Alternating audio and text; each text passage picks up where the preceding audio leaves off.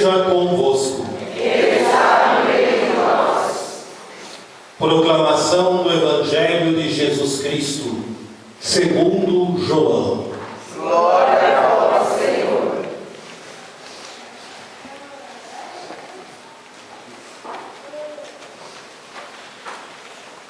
No tempo em que Jesus viveu no meio de nós, quando as multidões viram que Jesus não estava ali, nem os discípulos de Jesus, as multidões subiram às barcas e foram à procura de Jesus na sinagoga de Cafarnaum.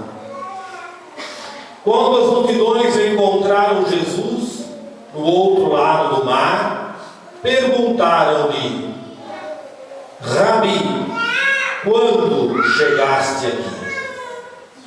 Jesus respondeu às multidões: em verdade, eu vos digo, estais me procurando, não porque vistes sinais, mas porque comestes pão e ficastes satisfeitos. Esforçai-vos, não pelo alimento que se perde, esforçai-vos pelo alimento que permanece até a vida eterna, e que só o Filho do Homem vos pode dar. Pois este, o Filho do Homem, é quem o Pai marcou com o seu selo. As multidões perguntaram: que devemos então fazer para realizar as obras de Deus? E Jesus respondeu: a obra de Deus é que acrediteis naquele que Deus enviou.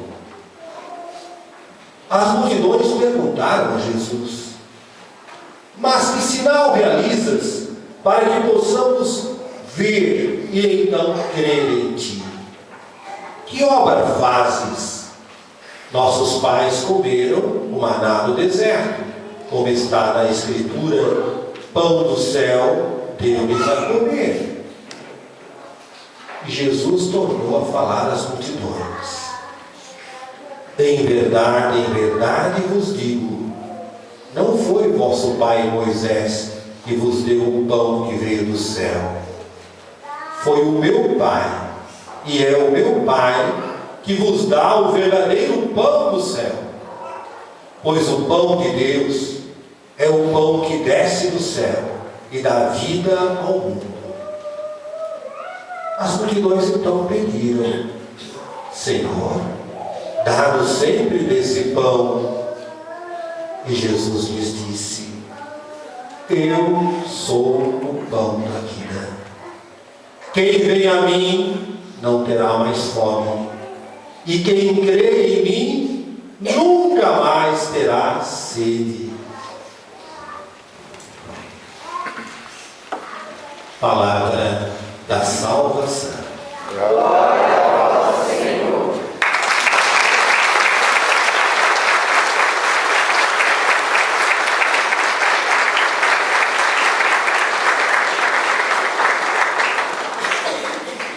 Que as palavras do Santo Evangelho Perdoe nossos pecados.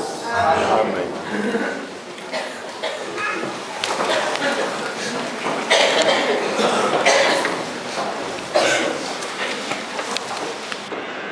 Alguns meses já atrás, passados, surgiu aí na televisão, surgem coisas novas. Surgiu um homem bem vestido, falava muito bem. Esse homem disse que ele tinha visões, ele enxergava o futuro. E ele falou então que tinha um avião da TAM que sairia do aeroporto de Congonhas e que esse avião sofreria um acidente, cairia lá na Avenida Paulista. As pessoas estranharam, porque lá não é rota de avião.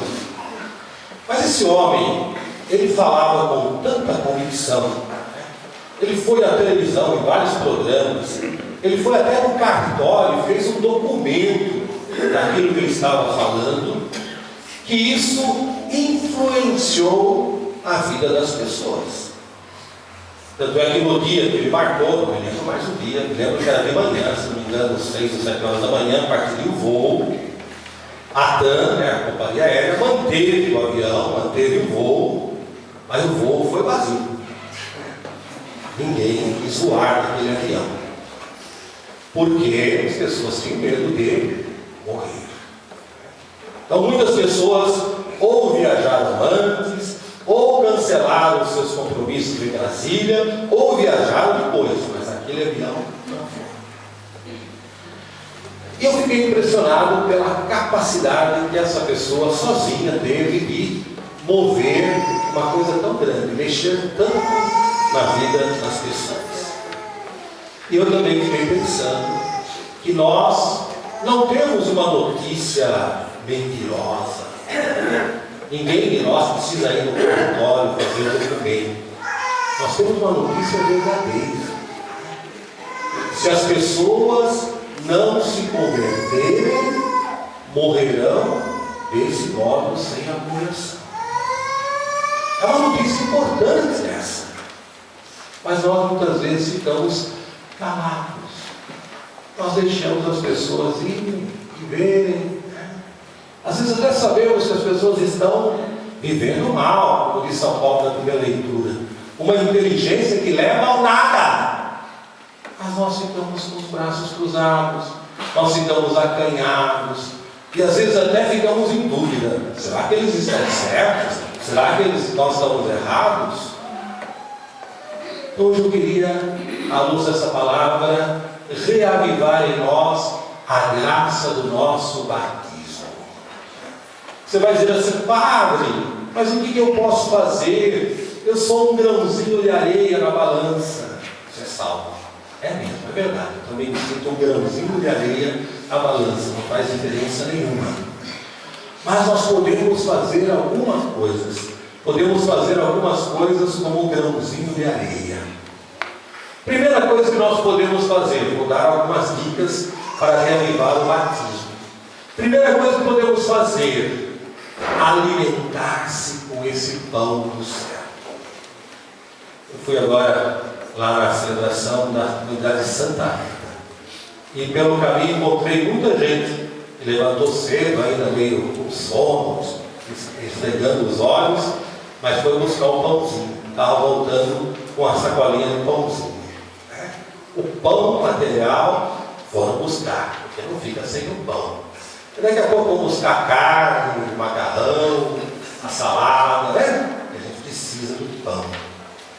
Nós também precisamos buscar, com o mesmo empenho, com a mesma dedicação, o pão do céu, que é Jesus. Mas como, padre, eu vou buscar o pão do céu todos os dias? Você tem que rezar todos os dias. Todos os dias você tem que rezar. Não pode passar um dia sem rezar. Ah, eu não tenho tempo de rezar. Como você não tem tempo de rezar? Às vezes eu vejo você no ponto de ônibus, esperando o ônibus meia hora, 40 minutos. Vejo você no trânsito, aí parado, aí naquela fila. Como é que você não tem tempo de rezar?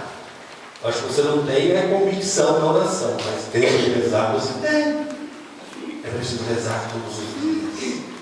É preciso meditar a palavra de Deus todos os dias. Leia. E hoje, graças a Deus, a gente tem aí as redes católicas de televisão. Dá para você assistir a missa todos os dias. Pelo menos o evangelho e a homilia do padre você consegue. Se você não pode de manhã, você pode à tarde, e às vezes até de noite tem lá a missa, né? De madrugada, às vezes a missa na televisão. Mas o importante, eu sei como que você vai fazer, eu sei como eu vou fazer, mas como você vai fazer, só você sabe. Mas todos os dias você tem que buscar o pãozinho. Não o pãozinho da padaria, mas o pão. Jesus, o pão vivo que desceu do céu. Essa é a primeira coisa. E não preciso nem falar da missa domingo, né? Missa domingo é fundamental. Pode faltar tudo na vida, mas não pode faltar a missa aos domingos, de jeito nenhum. É aqui que a gente se encontra com o pão do céu, o pão que desceu do céu para nos dar a vida eterna. Essa é a primeira coisa. Segunda coisa que você pode fazer, que eu posso fazer como um grãozinho de areia na balança, interceder pelo mundo. Nós rezamos muitas vezes, nós rezamos todos os dias, mas às vezes nós temos uma oração egoísta. Nós pedimos só por nós. Ah, Senhor, que eu tenha saúde, Senhor, que o meu filho saia, que o meu filho entre na faculdade, que o meu neto não sei o que tem, que lá. Claro, é bom rezar nesse sentido, mas abra um pouco mais a sua oração, interceda mais.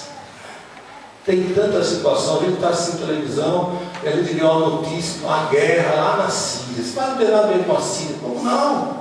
Lá tem crianças, lá tem pessoas que sofrem. Mas não posso fazer nada pela Síria. Pode rezar, as suas orações, peça a Deus. Deus, abençoa aquele povo, né? Proteja aquele povo não perca a fé, não perca a esperança. Ajuda aquele povo. Às vezes você vê uma notícia, sabendo que alguém está precisando, alguém está passando por um momento difícil. Reze por essa pessoa, coloque essa pessoa na sua oração, interceda, peça a Deus, coloque o mundo diante de Deus. Ah, mas Deus já sabe o que está acontecendo no mundo.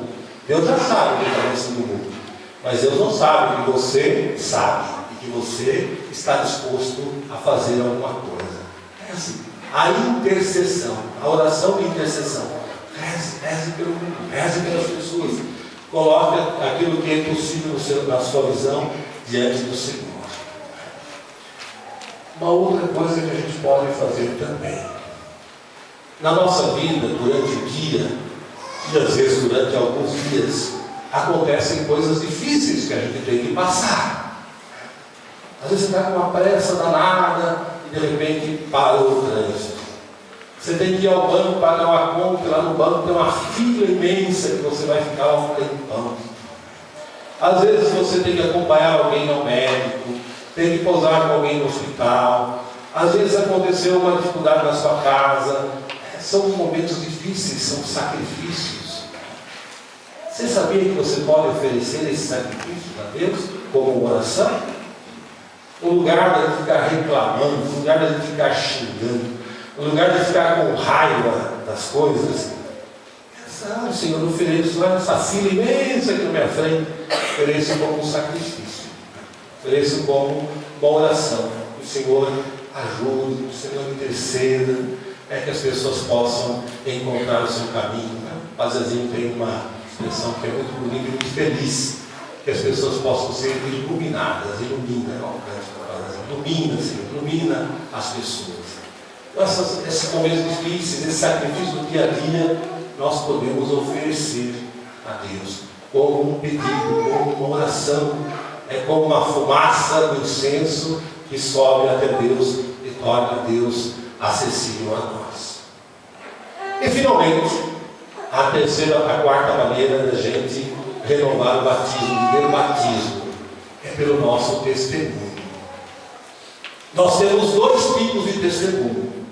Nós temos um testemunho que é o falar. Esse, hoje em dia, ele não é muito eficaz.